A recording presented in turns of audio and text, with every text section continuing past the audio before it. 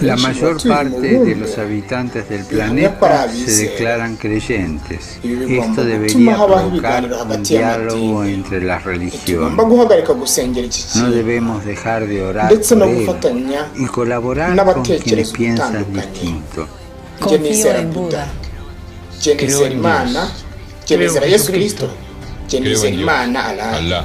Muchos Benshi batekereza piensan bitandukanye distinto, kandi bumva ibintu sienten gutandukanye, distinto, buscan a gushaka Imana Dios cyangwa o guhura encuentran a nayo Dios de diversa mu buryo manera. bwinshi. En esta multitud, Muri iki en este kivunge cy'abantu abanico ndetse n'iri huriro de ry'amadini religiones, hay hari una ukuri sola kumwe konyine certeza que twese tenemos duhuriyeho, para todos. twese turi abana b'Imana. Todos somos hijos de Dios.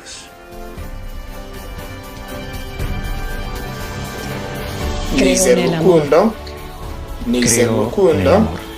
nizera Creo en el urukundo, Creo nizera en el amor. urukundo. Confío en Ndizera vos ko iri para sengesho difundir ryanjye mi petición de este mes, muzarikwirakwiza que el muri uku diálogo kwezi, sincero ko entre ibiganiro hombres hagati y y'abagabo n'abagore mujeres de bafite imyizerere diversas ihabanye religiones conlleve bagomba kwera frutos de imbuto paz y z'amahoro justicia. n'ubutabera. Confío en tu Nizeye ayo oración. masengesho yanyu.